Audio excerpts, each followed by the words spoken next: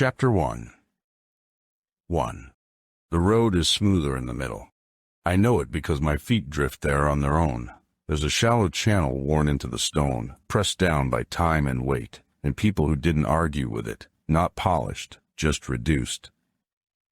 The edges are rougher, broken where frost and roots and poor repairs took their share, but the center holds. It usually does.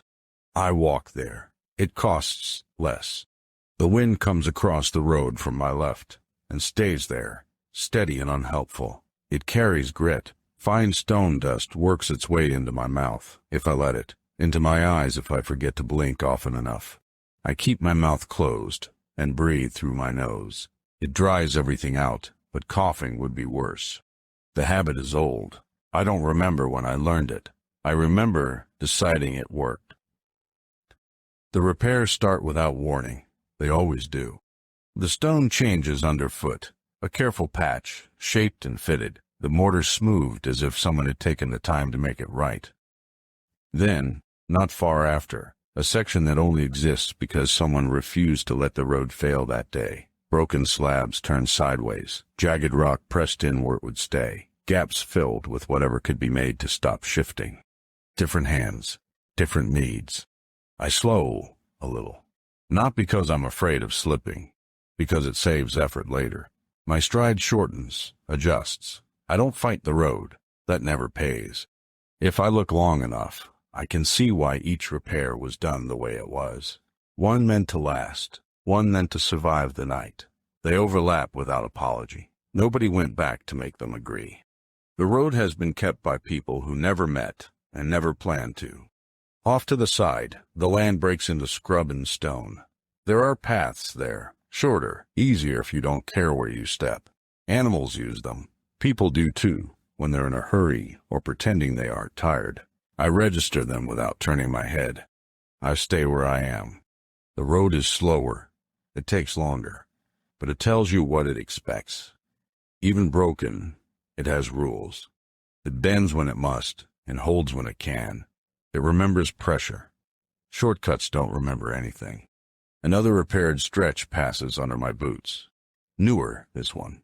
Lighter stone. Sharp edges. Someone cleared the drainage channel beside it. Took the time. Water will move where it's meant to when it comes, instead of finding its own way through the road. That matters. I nod once, mostly to remind myself to keep moving. The light thins as I go. Not gone yet, but stretched, pulled long, so every crack in the road feels deeper than it is. The land behind me fades first. That's fine. I don't need it. Ahead, the road straightens just a little. Not enough to promise anything. Enough to suggest that someone cared how this stretch felt to walk. The wind presses through my coat and finds the places I didn't fix properly this morning. It settles into my joints. Not sharply, just enough to make stopping sound appealing in the wrong way. I adjust my pace instead. Slower, but steady. The center of the road is kinder, and I stay there. I can't see the settlement yet. No lights, no walls, nothing to point at and claim I'm close. But the road tells me what it can. The repairs are closer together now, less desperate, more consistent. Whoever keeps this section expects people to use it again tomorrow.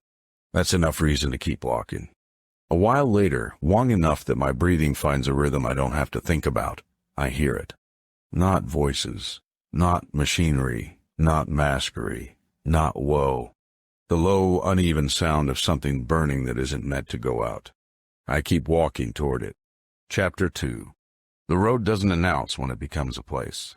It thins first. The center wears down to something narrower, less sure of itself, and the edges creep inward with stones that weren't laid so much as allowed. The drainage channel fills in, not carefully. Just enough that water will linger where feet go. That's how I know people stop here, instead of passing through. The burning sound grows clearer. It isn't loud. It isn't urgent. It's the low, uneven breath of heat that should have been allowed to finish its work and go cold. Someone has decided not to let it.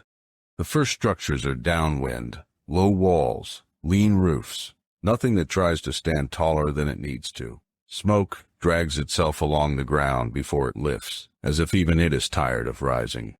I slow, not to draw attention, to give myself time. The warmth sits high in my chest tonight. Not pain yet. A reminder. I adjust my breathing, shower, careful not to draw too deep too fast. The road has taught me how to pace more than my feet. No one stops me. That's the second sign. A woman is stacking split wood beside a low pit lined with stone. The fire inside it glows dull orange, fed just enough to stay awake. The air around it smells wrong. Not rot, not poison, just a sour edge of something overused. Ash clings where it shouldn't. She doesn't look up. She doesn't have to. I step around the pit, instead of over the narrow plank laid across it. Someone has burned themselves there recently. The scorch is new. I make a note of it and let the note go. Further in, a child squats near the path, tracing shapes in the dust with a bit of wire. The shapes don't stay long. The dust here doesn't hold. He looks up as I pass. "Ma," he says, without raising his voice. Then, after a moment, louder. "Ma, it's the road talker." The name lands before I can decide whether to stop. I do, anyway. Children are precise in ways adults forget to be. He isn't afraid. He isn't impressed. He's certain. That's worse. "Who told you that?" I ask. He shrugs. "Everyone." Backtracks. Behind me, the woman by the fire pauses. Just long enough to listen. When she resumes stacking, she leaves a little more space between the pieces. I nod to the child. Not agreement, acknowledgement. "I walk the road," I say. He considers this. "You tell it things." "Sometimes." Does it answer? I think of the center worn smooth, of repairs layered without apology. "It tells you what it can," I say. That seems to satisfy him. He returns to the dust, drawing a line, and then erasing it with his heel. The sediment tightens around me as I move deeper, not physically, in attention. Conversations shorten. A laugh cuts itself off halfway through. Someone coughs and steps aside so I don't have to. I don't think them. Near the far edge, where the ground begins to slope again, there's a space cleared for travelers. No walls, just a patch of earth that's been walked flat and kept that way. A kindness meant for anyone, a mistake meant for me. I set my pack down and roll my shoulders once, slow and controlled, easing the tension where heat has begun to gather. The movement draws a thin line of ache under my ribs. I let it settle. A man approaches, older, careful with his weight. He stops far enough away that neither of us could reach the other without effort. "You can stay," he says. Not a question. "For the night," I answer. He nods. "We don't ask for stories unless they're offered." "Good." His mouth tightens. The child talks. They usually do. Another nod. His eyes flick, briefly, to my chest. Not to anything he can see, to the way my breath has learned a different rhythm. "There's stew," he says, "and water. Hot, if you want it." That's the wrong kindness. "Cold is fine," I say. He hesitates, then gestures anyway. Someone else brings a bowl. The stew smells honest. Roots, salt, something fatty enough to count. I eat slowly, keeping my breathing even while I do. The fire pit crackles as the woman feeds it again. Too soon. I don't look. When the bowl is empty, I rinse it at the trough and return it to where it came from. No one stops me. No one thanks me. I sit with my back to a low stone and let the night finish arriving. The warmth in my chest has deepened into a steady pressure now. I reach into my pack and take out the kit, keeping my movements small, shielded. The child is back, closer this time. He watches without comment as I loosen the inner seam of my coat and work the panel open just enough to clean what needs cleaning. The smell is sharp and metallic, quickly swallowed by the ash in the air. "What's that?" he asks. "A thing that needs attention," I say. Does it talk?" "No." "Good," he says with conviction. "Things that talk too much make trouble." I almost smile. When I'm done, I seal the panel and settle the fabric back into place. The pressure eases. Not gone. Better. The older man returns with a blanket. He sets it beside me instead of handing it over. It gets cold before morning, he says. I know. He lingers. If you need the fire, I won't, I say. He studies me for a moment, then nods. He walks away without looking back. That's the kindness, leaving. The fire keeps burning. It always does. I can hear it breathing, patient and wrong. Someone feeds it once more before turning in. The child is pulled inside by a hand I never see fully. He goes without protest. I wrap myself in the blanket and lie back, eyes open, listening to the sound of something that should have ended and didn't. Tomorrow, they will ask. Tonight, they let me rest. That will cost them more than they think. Chapter 3. Morning doesn't arrive all at once. It thins the dark first, takes the edges off. The fire pit dulls from orange to a color closer to memory than heat, though someone feeds it anyway before the light can decide what to do. I don't watch you. I don't need to. I wake before anyone asks me to.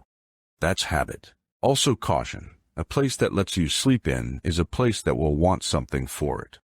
The settlement moves around me as if I were a stone left in the path. Not avoided. Stepped around. Adjusted for. I sit up slowly and fold the blanket the way it was meant to be folded, then set it where the older man left it. It will be noticed. That matters more than thanks.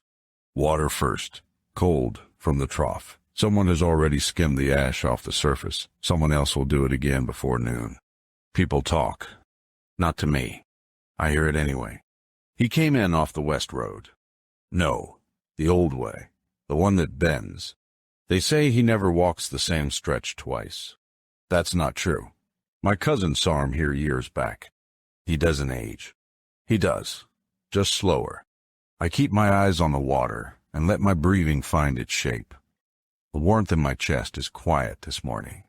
That will change. It always does. A woman I don't recognize sets bread on a board near where I'm sitting. She doesn't look at me when she does it. Eat, she says. To no one. I do. The bread is dense, made to last. Someone learned that lesson the hard way.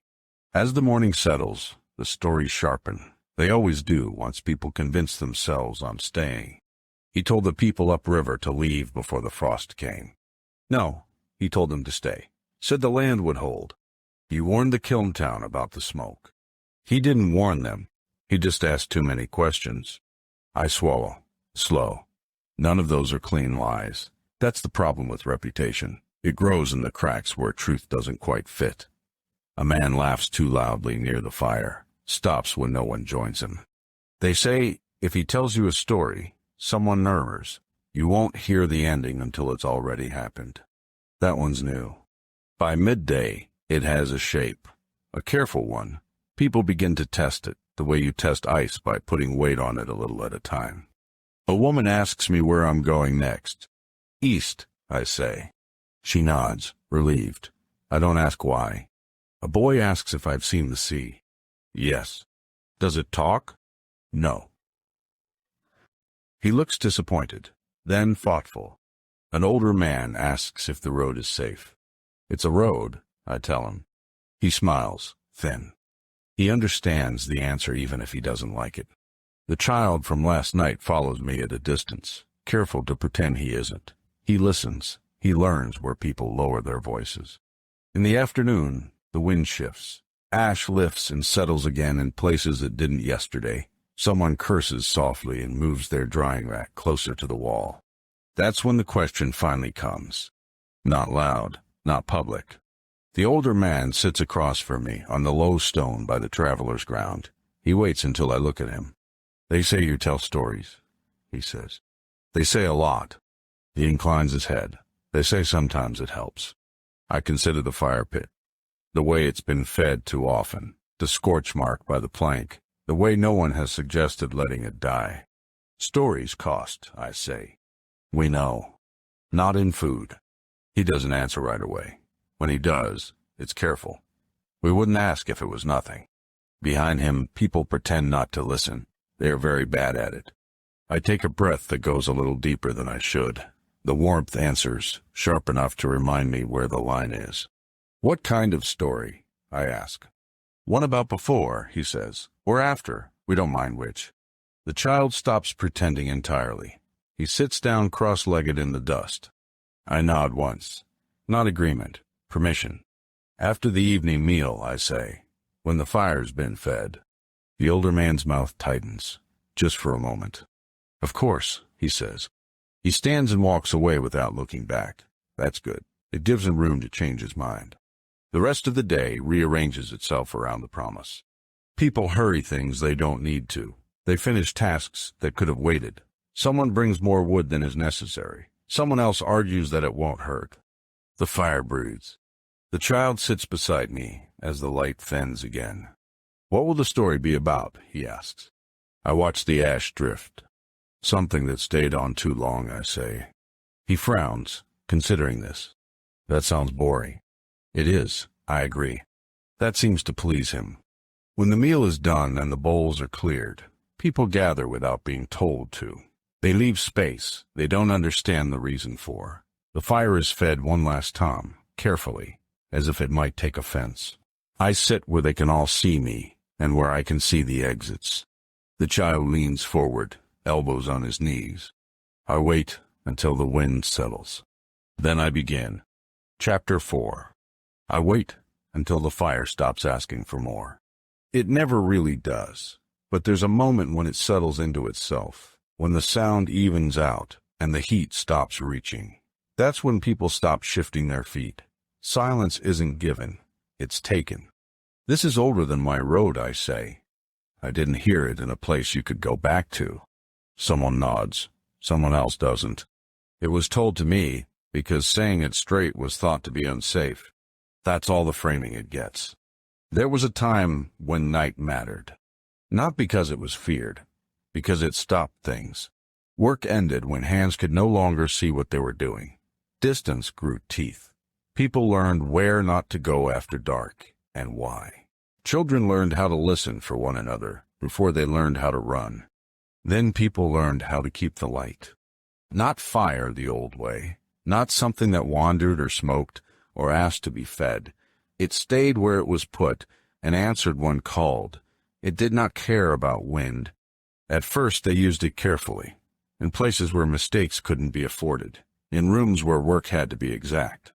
Then they used it everywhere. Combs, paths, places that used to belong to sleep. Night thinned and stepped aside. Distance folded. People stopped planning around darkness and began to plan around the light. Children grew up thinking light was part of the world, not something you made. Someone near the fire says, softly, like the old stories. Like a habit, I say, and keep going. The light didn't fail all at once. It dimmed in one place and returned. It went out briefly and came back brighter. People learned that rhythm and trusted it.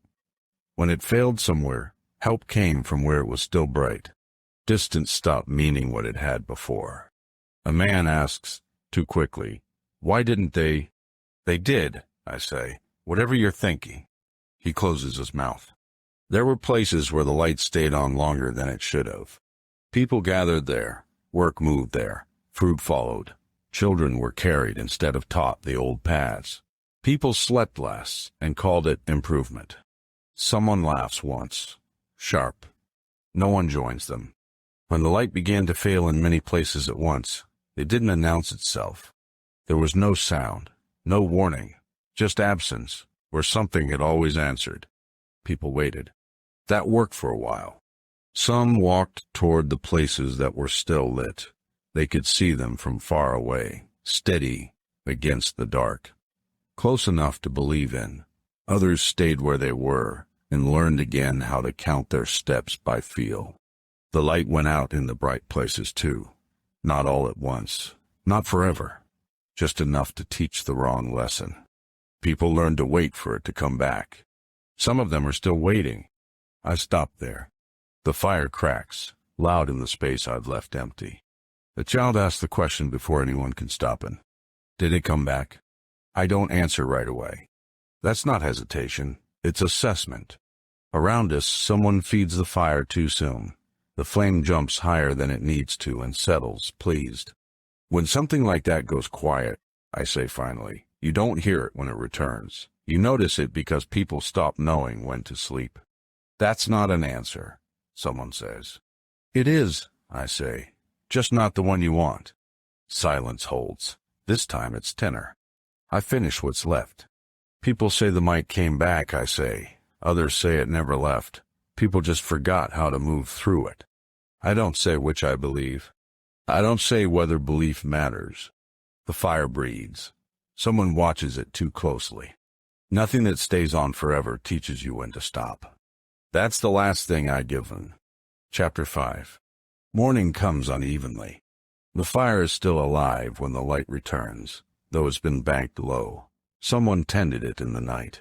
Someone always does after a story like that. The asher on the pit has been swept back into a careful ring, as if shape might matter now.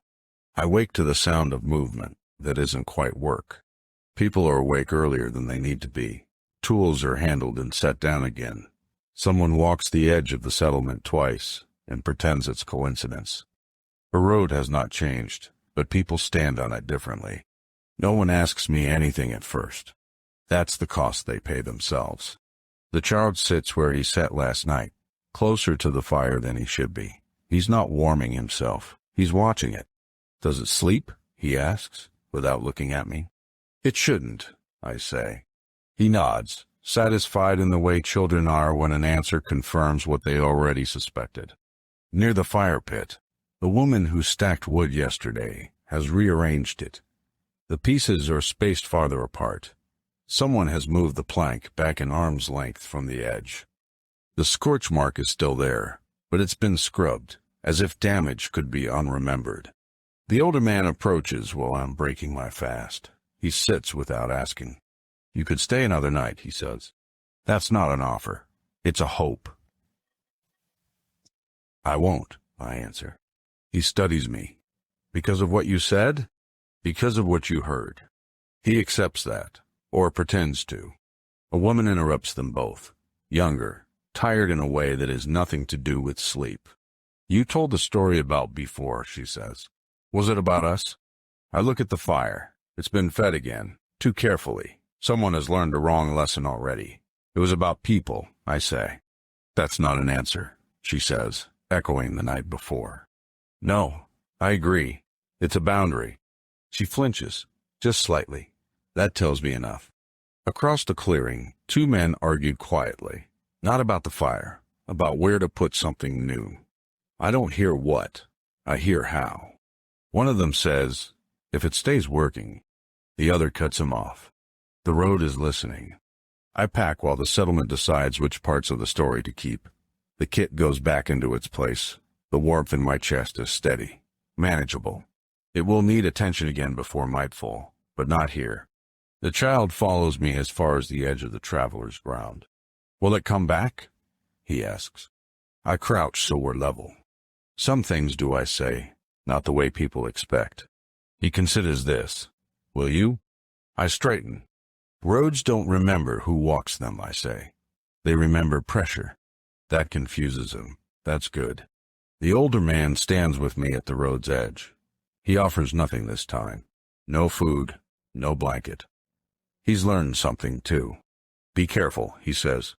I nod once. The road takes me back into its center without argument. Behind me, the fire breathes, patient and wrong. Someone feeds it again. Someone else hesitates, then doesn't. The settlement will not fail today. That's the most dangerous thing. I walk until the sound of the fire fends, and finally disappears. World holds. For now.